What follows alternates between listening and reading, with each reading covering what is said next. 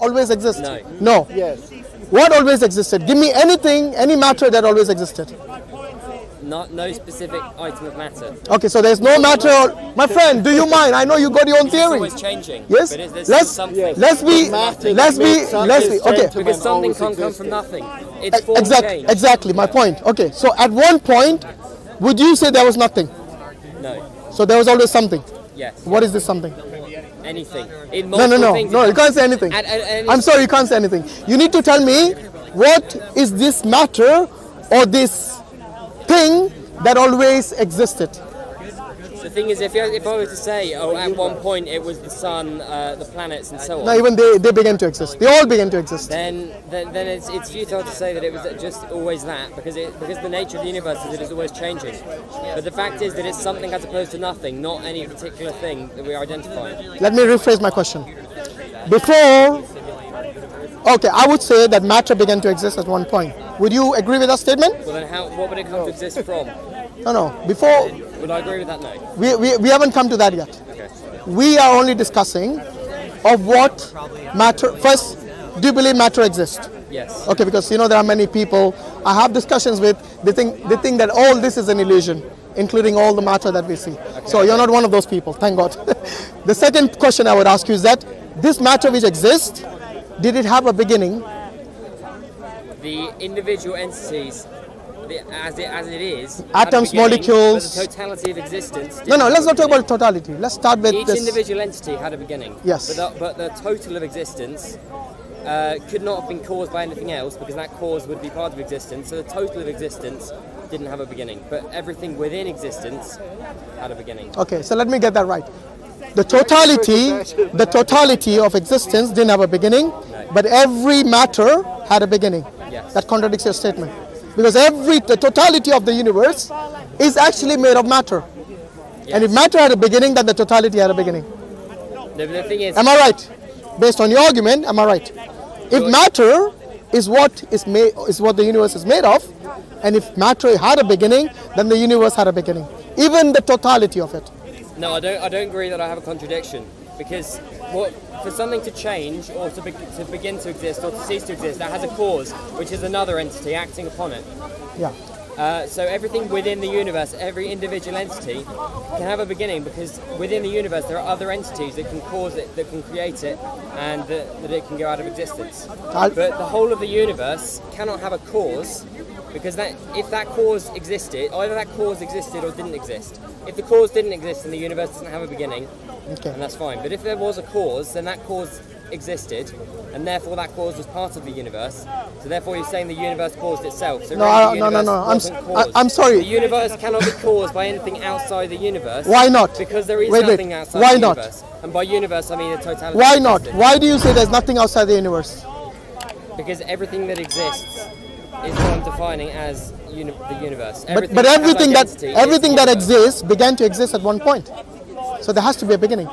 No, for every matter. No, because I'm not saying that there was literally one thing out of nothing. I'm saying that there was one thing, then another thing, then another. Well, there's multiple things or one thing. They all had a beginning, did they not? The earth, then there was this earth, then my the friend, moon broke off, and so on. Whether it's one thing or multiple things, they all had a beginning. Each individual thing had a beginning, yeah. Yes. So how can you say that totality did not have a beginning? On what basis? Because there's nothing outside, and nothing outside of it. You know why you're saying that totality had no beginning? Because the only way for you to make this sense of this cause and effect is if the cause was, if everything was caused by some cause, then that cause has to be part of this universe. Yes. Isn't it? Okay. What if I told you that was an uncaused cause? I would say, can you please explain that? Yeah, God. God is the uncaused cause. Yeah. Who brought the universe into existence from his ability to bring the universe into existence, because for me God is the one who has the ability to do that. And God, by definition, he was asking, I think the other gentleman was asking me earlier, who created God? You see, God by definition is uncreated, uncaused, yes, eternal, had no beginning and has no end. So by definition of God, who is outside the universe, even before space and time was, actually both space and time are his creations, and so is the universe. So God is the uncaused cause, who is outside the universe, who brought this universe into existence, and he's the creator of all this. Well, you see, you can't define something into existence. That you create a definition from what you see. So if I were to define... No, I don't see God. So I do not define God based on what I see. I do not see God. But if I define the Hyde Park volcano as the volcano that's in Speaker's Corner without seeing it, it doesn't mean that it exists. I've just defined it. A definition has to be based on what you see, otherwise it's completely meaningless and it's just a sort of spewing of words. Your definitions that you create don't create reality. Your definitions have to be based on reality. Yeah, just like your definition that the totality of the universe did not begin to exist. That wasn't a definition, that was an argument. That argument is baseless. No, it isn't. Really? Form the basis of that argument. Go on. Qualify that argument of yours that the universe, the totality of the universe did not have a beginning. Okay. Because what you're doing is, in order for your, your theory of cause and effect, in order not to basically, refute that particular theory, you have to invent this idea, this concept that the universe always existed. Okay, I'm not inventing it, I'm observing it. No, you cannot observe the universe before it existed, can you? Can't observe, no, because there wouldn't be any, but except the universe always did exist. So can you actually see the time before, before, let's say, more than 16 billion years from today? I don't have to be there to sort of... How will you observe it? You said you cannot define something unless you observe it. No. What I see is that everything that exists has a cause. Yeah, but you can't see everything that exists, can you? No. Every individual entity that exists in its particular form, with its particular identity, has a cause, which is another entity acting upon it. Yeah. And therefore I can infer from that all the things I've said. My point exactly. So you see, has to exist, and so it's an inference rather than you actually observing it. No, it's an undeniable truth that everything that exists is, and that there can't be anything outside of existence. But it can't be an undeniable truth if you cannot see it. How can it be an undeniable truth? The cause either exists or it doesn't exist. If the cause exists, then it's part of the universe. No. You only gave two options: either the cause exists or the cause doesn't exist. I gave you the third option: an uncaused cause. Yes, but you're just defining that into existence, so it's completely arbitrary. No, I'm not. Sorry. Why can't I define that into existence? Because I'm saying just like your universe, which can always exist, this entity, the uncaused cause, always existed. Yes, but my argument... By inference. No, but you're not inferring that based on anything. My argument is based on inferences of everything that exists. Yeah. Is in its particular form was once caused by another entity of another form, and also the fact that everything that exists, I'm calling the universe, the totality of existence, and therefore that if there can't be a cause outside the universe, because then that would mean the cause wouldn't exist. That is basis of my inference. But didn't you also say... The basis of but what's the basis of your inference? No, hold on. Before that, didn't you also say every matter began to exist? Yes. So if every matter... From form, not from nothing, because nothing can't exist. No, even form. What form was matter in before any... What form was this energy? I think you're trying to use the word energy rather than matter, isn't it? It doesn't matter. Matter, energy. Okay, let's say matter, energy. Okay. Measurements of the same thing. So you're saying energy. The whole point isn't whether it's the sun or the earth or the different type of gas cloud, the various forms of the matter. The whole point is the difference between something existing and something not existing. Okay, so you're saying matter or energy always existed. It doesn't really matter that it exists in different forms over time. No, but you're making that conclusion based on what? On what basis are you making this conclusion that the matter or energy always existed? By the fact that otherwise you're having something coming out of nothing, except nothing doesn't exist. No, but why do you think that's the only option? Because existence exists. Look. And it's self-evident existence. I think if you narrow it down to only two options, either everything began to exist from something. Every individual entity within it. Yep. Hear me out. Let's narrow it down to 2 points. All right. Either everything began to exist from, or was created from something, or from nothing. Yeah. If you can narrow it down to this. Or it never had a beginning at all. It just always existed. Oh, you're talking about the eternal existence of the universe. Yes, of course. Okay. Have you heard of the infinite regression? Yes. How do you get away from that in your eternal model of the universe? I accept it. I accept that the universe has always existed and always. No, but the infinite regression doesn't allow that. Do you know that? Do you want me to explain that to you? No. I understand that the universe is. What is infinite regression? The universe is necessarily finite, so infinity as such can't. No. exist. Infinite regression means what? Infinite regression. I'll deal with infinity first. Regression is just going back, whether in time or space or whatever. But infinity means that the identity of something is indeterminate, which is impossible because everything that exists. Is Infinite means something that doesn't end. Right. Okay, so it has got basically like the numbers. So numbers are abstract. So numbers are infinite. Yeah. No one can say what is the last number. Yeah. Am I right? And but every individual number is finite. And the same thing applies. No, hear me out, my friend. I haven't finished yet. No. I was trying to tell you why your eternal model of the universe doesn't work. Okay, let me give you an example. An example which I gave to the gentleman earlier. I don't know if you were there, but I don't think you were. So the example is this. Imagine you go to a library to borrow a book. Yes? You are in the queue, and in this queue, in front of you, there are infinite number of people. Yeah, therefore you can't get there. Yeah. Will you ever get a book? No. Good. So based on this infinite regression model and the analogy I gave you, you and I and the universe wouldn't exist in that model. No, because you see what I mean? No, but the number series is a great example because although the possibility is expanding it infinitely, at each stage, at each number is finite, and the same thing applies to the universe. That although it can go on infinitely, at each particular point, the universe is what it is, only it continues to change indefinitely, because otherwise you're going to have something going to nothing, or nothing going to something at either end. No, but the cause and effect problem will still be there. Because if something was there eternally, yes, there has to be an uncaused cause at some point to bring this into effect, to bring the universe. You have to bring it into effect. It just simply is. No. That's not how science works, my friend. I have to bring into effect the world. My friend, that's not how science works. You cannot just say simply is. That's not an explanation. You need to qualify your statement. That is what this universe is, this eternal universe as you're talking about. Yes, at some point, unless it began to exist, it will never exist. Because of the issue of infinite regression, because there is always going to be a cause that is required to bring it into existence. You go back again, one step, another cause you require to bring it into existence. You see, this will be and then it goes back. Yeah, exactly. What's the problem with that? The problem is, when will it end? It won't.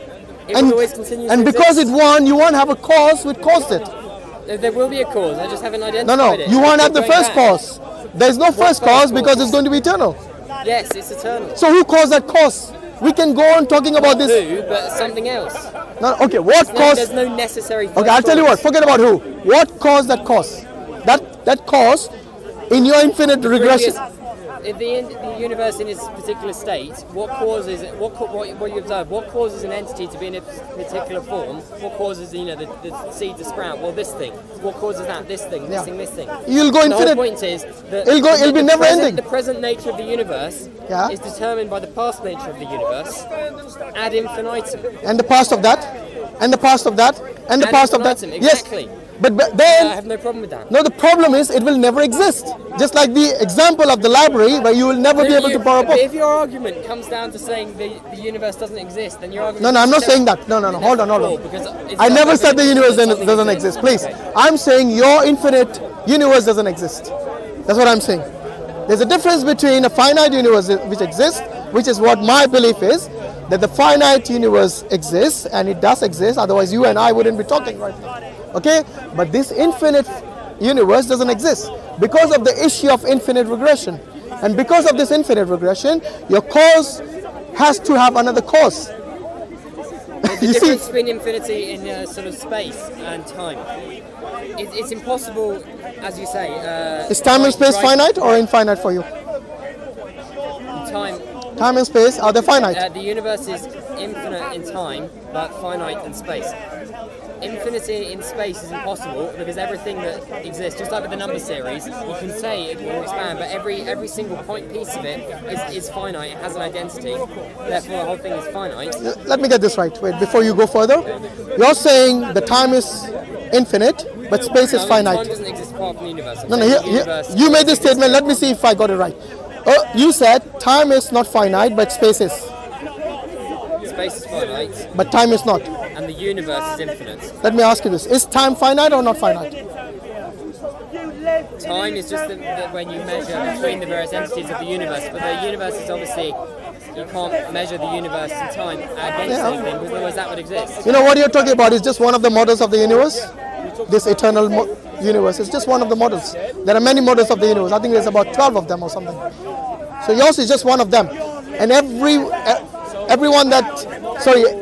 scientist or every person who have actually looked into this model, yes, they will bring in the issue of the infinite regression. That is one thing this model cannot get out of. Okay. Because you see, if you talk about cause and effect, then what caused this cause earlier?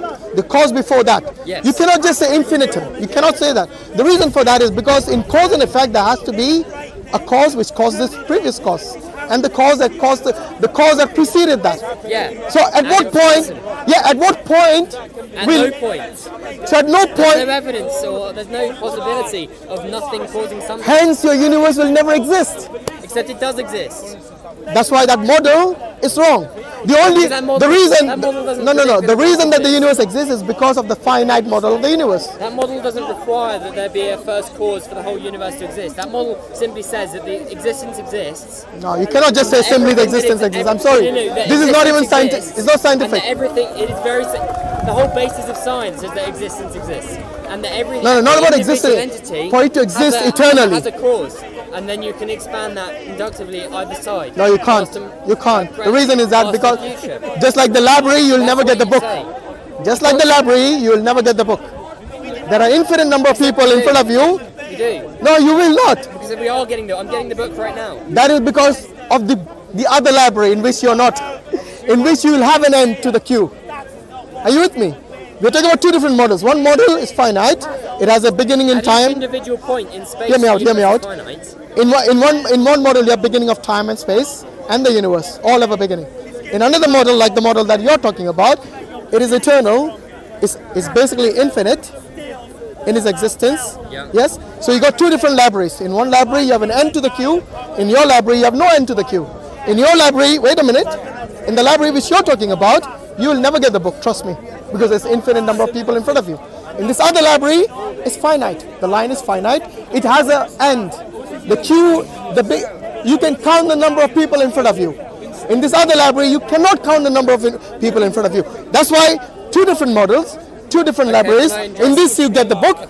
In this you don't get the book. In this, your library idea then. Yeah, go on, so, please. We are getting the book right now, first of all, but then if you're referring to the last book, the book of all books, at the very end of the universe, then correct. We will never, if you think that the getting your book is the end of the universe, then correct, we will never reach the end of the universe. No. But the same.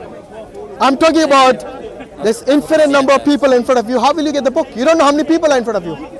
You won't reach the end of the universe. No, you won't. No, I'm talking about the end of the universe. I'm talking about the analogy in which your line has no end. Are you with me? Okay, but you will never ever get a book because you don't know how many people are in front of you, and that, in fact, that line will never end. It's a never-ending line. Are you with me? Yes. In a never-ending line, you will never get a book. But in this other line, and you still walk along the floor, and your point of the universe that you can witness, even if you can't witness the my friend, it's an analogy. Try to understand it from the point. It's an analogy. Brothers and sisters, Allahu Akbar. Thanks to your tremendous support, we have, Alhamdulillah, paid the final installment for this huge masjid property, and now we need your support to convert this 2,700 square meters building into the most amazing Islamic center in the country of Norway, inshallah. But bro, this does not look like a masjid. It looks like a wedding hall. And that's exactly what this is. Brothers and sisters, we need your support to reconstruct this wedding hall into a masjid and community center, so we can have our prayer hall for us to establish salah 5 times a day, an indoor playground for the kids to nurture love for the house of Allah, a conference hall for lectures and reminders about Islam. We need classrooms for education, a library to study, a gym for exercise, and a soup kitchen to help the poor and needy. If you support us, even with a small sadaqah, you will inshallah harvest a reward for all of these facilities, and the khair that they generate throughout the years all the way until the day we meet Allah. The Prophet ﷺ said, whoever builds a masjid for the sake of Allah, Allah will build for him a similar house in Jannah. So what are you waiting for? Click the button to donate and share the video for extra rewards.